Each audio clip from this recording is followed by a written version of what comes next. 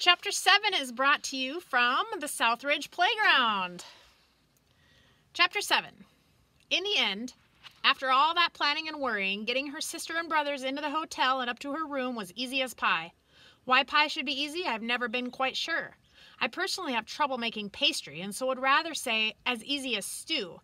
But the saying is as easy as pie, so I feel safer sticking with that.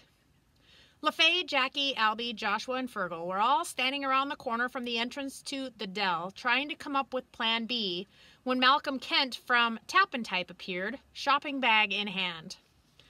"Hello, LaFay," he said. "How are you enjoying things so far?" "Very much, thank you," said LaFay. Malcolm put down his bag of shopping. "This must be your family," he said, which with their wiry ginger red hair freckles and, with the exception of Jackie, buck teeth, was an easy assumption to make.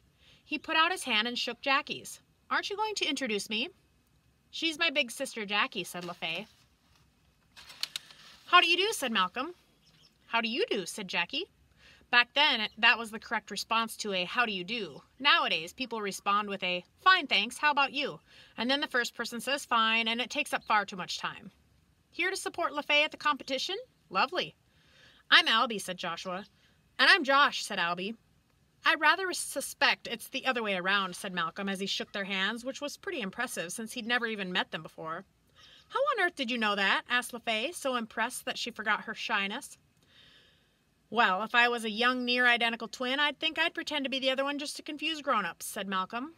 "And last but not least, I'm Fergal," said Fergal, "the brains of the family," which, as time will show, was rather an ironic thing to say.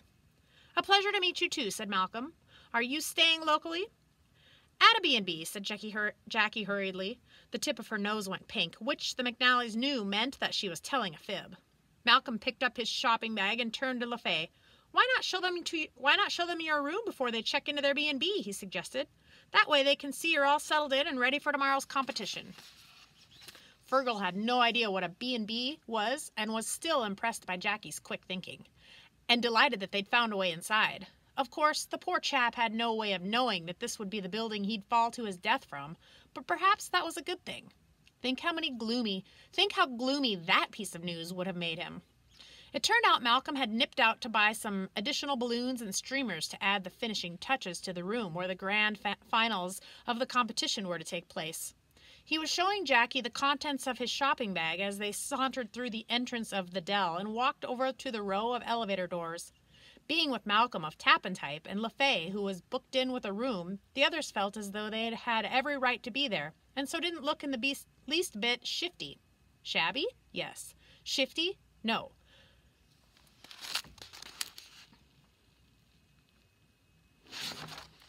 Not that they had any intention of looking around their sister's room and then heading off to check into some non-existent bed and breakfast place.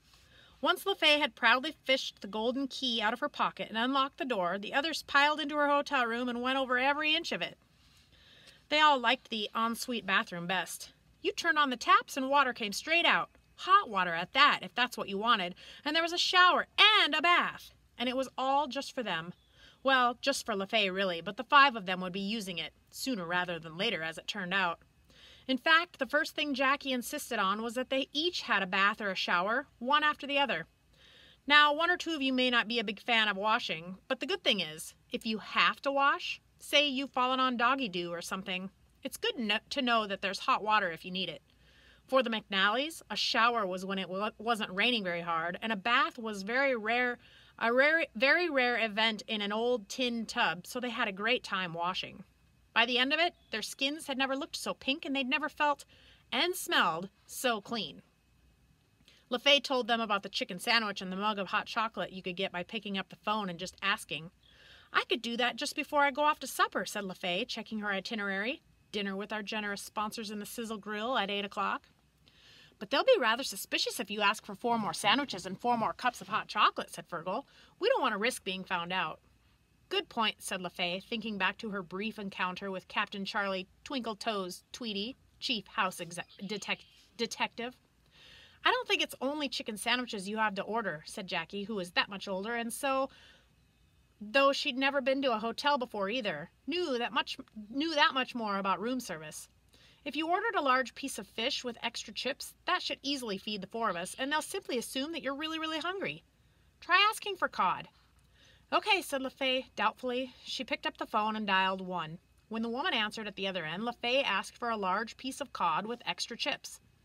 "Breaded or battered?" asked the voice. LaFay had no idea that breaded meant covered in breadcrumbs, so she said, "Battered, please," which you might have guessed if you remembered what I said on page 12. "1 large battered cod and chips with extra chips," said the woman. "It comes with a selection of sauces. Vinegar, brown sauce, ketchup. Would you like anything to drink?" LaFay put her hand over the receiver. "Drink?" she asked. Jackie shook her head. "We'll have water from the tap," she whispered.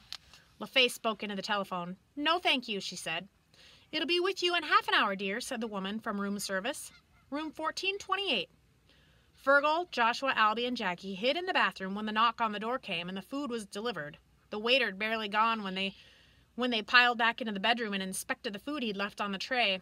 "It's a feast," said Joshua excitedly, grabbing a chip. Jackie slapped the back of his hand. "That's 1 less chip for you. We share this out equally." The other 3 groaned, but they knew that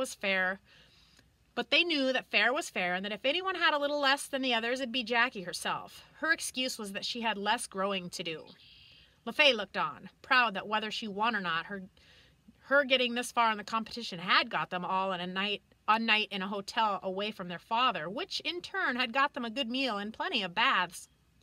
When LaFay went downstairs for her supper, Jackie made the others sit on the bed and watch television with the sound down low because they didn't want to arouse suspicion. She'd made them wash their greasy fingers first, though. Fergal was so excited to get his hands on the remote control that he kept on wanting to change channels all the time. Jackie made them start off by watching a nature documentary on grizzly bears. Soon they were all watching it, open-mouthed. The picture was so clear it was almost as if they were there in the mountains with the bears. "I wish we could stay in this hotel room forever," said Albie. "Me too," Jackie sighed.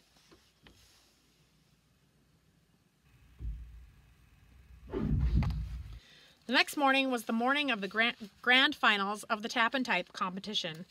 Although LaFay had slept in the bed because, after all, it was her typing skill that had gotten them in the room in the first place, she'd had a pretty sleepless night. She'd been lying awake thinking of nasty Graham Large with his sponge sugar hair and the fear of losing to him of all people. Albie had slept on the sofa, and Joshua had slept on the sofa cushions on the floor. Fergal had slept in the open bottom drawer of the chest of drawers, with extra pillows in the top of the closet for padding. Jackie had slept under a blanket in the bath where she wasn't when she wasn't on the prowl.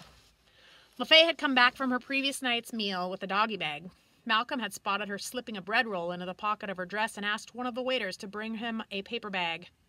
"If there's anything you can't finish now but might want to eat later, pop it in here," he told the appreciative girl. "Everyone does it," he'd said. Malcolm, who started out a nice chap in this story, was beginning to turn into a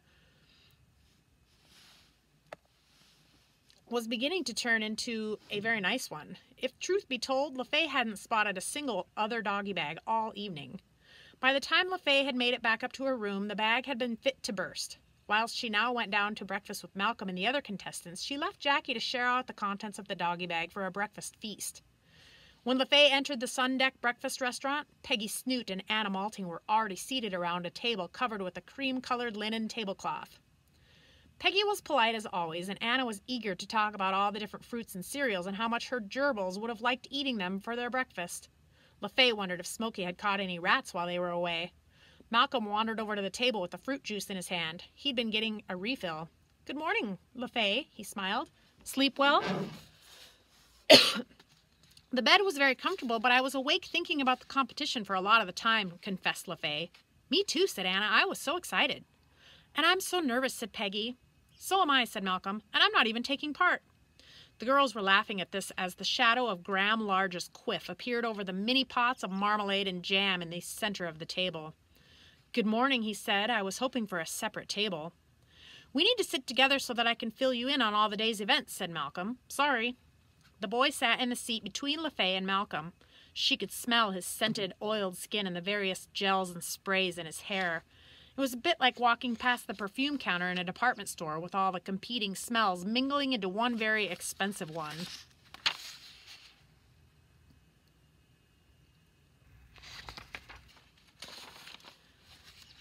No wonder he's the last one down to breakfast, thought LaFay. He must take hours preparing himself. How did you sleep, Malcolm asked the boy. Terribly, said Graham Large. There was a drip coming from my shower and the noise kept me awake. Couldn't you have shut the bathroom door? Peggy suggested. Surely that would have blocked out the noise. But I would have known that it was still dripping, said Graham, which would have been just as bad. I'm sorry to hear that, said Malcolm, though he later revealed that he wasn't sorry at all. Graham Large had a whole suite of rooms, and if the drip, drip, drip had bothered his poor little sensitive soul that much, he could have slept on the pull-out bed in the sitting room, far, far away from the bathroom. So what did you do? Asked Anna. I called the night porter and had him fix it. Wow, said Anna, clearly impressed. What time was that? About 3 o'clock in the morning. I'll bet he loved you, LaFay muttered under her breath. She and Graham had avoided eye contact since he'd sat down. Graham pretended not to have heard her. It's what these people are here for, of course, he said, to serve. He snapped his podgy fingers together and cried out, Garçon, which LaFay knew from her French lessons meant boy. A waiter in a red waistcoat appeared by their table. Sir, he said, raising an eyebrow.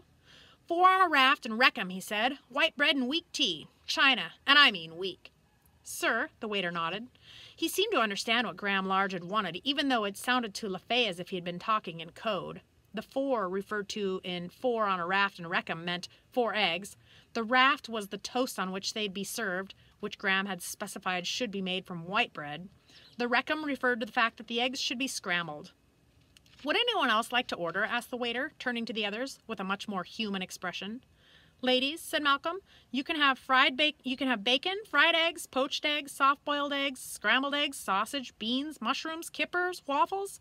You name it, they've got it. He turned to LaFay. Of course, that's after you've helped yourself to fruit juices, and cereals from the table over there. LaFay felt as if she'd gone to heaven. Little did she realize that less than 12 hours later, that's where everyone would be telling her Fergal had gone to try to make her feel better about the splat incident. She settled for bacon, sausage, mushrooms, beans, and a fried egg. For those of you interested in food, Anna stuck with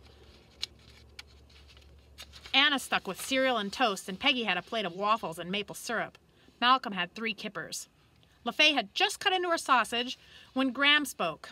I know they'd be called stowaways if we were on board ship, he said, but what do you call people who hide away in other people's rooms without paying? Apart from thieves, that is. LaFay stopped cutting and stared at her plate. What is this? Asked Malcolm. A crossword clue? No, it is a matter of grave concern, said Master Large. What do you mean? Asked Malcolm. I mean that I believe there are to be people staying in this hotel who are here without the management's knowledge or permission, said Graham. Malcolm fixed the boy's eyes in a stare. I understood that perfectly, he said, but what I don't understand is why that should be of grave concern to you unless Large Lunches has part ownership in this hotel. No, said Graham, a little put out, but don't you think it any honest citizen's duty to report a crime if he discovers one? Absolutely, agreed Malcolm, pulling a tiny fishbone from between his teeth. So where are these hotel equivalents of stowaways? Hiding in the boiler room? Living behind the potted plants in the palm court tea room? Peggy giggled. Graham Large gave her the benefit of one of his nasty sneers. LaFay kept on staring at her plate. I happened to get out of the elevator on the wrong floor on my way down to breakfast, said Large, turning to look directly at LaFay now. I was walking past room 1428, which I would imagine from the closeness of the doors to each other was a single room. He'd said the word single as though it was something very nasty he'd just stepped in, when I heard a whole gaggle of whispering voices. And what leads you to believe that these guests are, how shall I put it, uninvited? Asked Malcolm. He knew full well that LaFay's room number was 1428. Of course he did. He'd shown LaFay to it only the day before. He also knew full well that Graham Large knew full well that it was LaFay's room, and although Malcolm had no idea about the boy's visit to her room or the large lard incident, he didn't like what Graham was up to, whatever the reason. Because I heard one of them say, keep the noise down and you don't want anyone to hear us. That would have been sensible, Jackie, keeping her order, as always, thought LaFay. Malcolm put his knife and fork together on his plate and pushed it away from him. You're not quite the detective you think you are, Graham, said Malcolm. The room you just mentioned is LaFay's, and if you'd been up as early as she and I were, you'd have known that her family turned up first thing this morning ready to cheer her along at the competition. With all the hotel reception rooms so quiet this time of the morning, I suggested that they go up to LaFay's room while we had breakfast. As for wanting to keep the noise down, the McNallys seem a very considerate family and wouldn't dream of interrupting the other guests. Think how much that dripping tap upset you. LaFay couldn't believe what she was hearing. She wanted to throw her arms around Malcolm from Tap and Type and give him a huge hug. He must really have realized that the whole B&B business was made up and that the others had been there all night, but he was lying through his teeth for her. Somewhat deflated, Graham Large suddenly looked a little smaller. LaFay tucked into the remains of her breakfast with relish.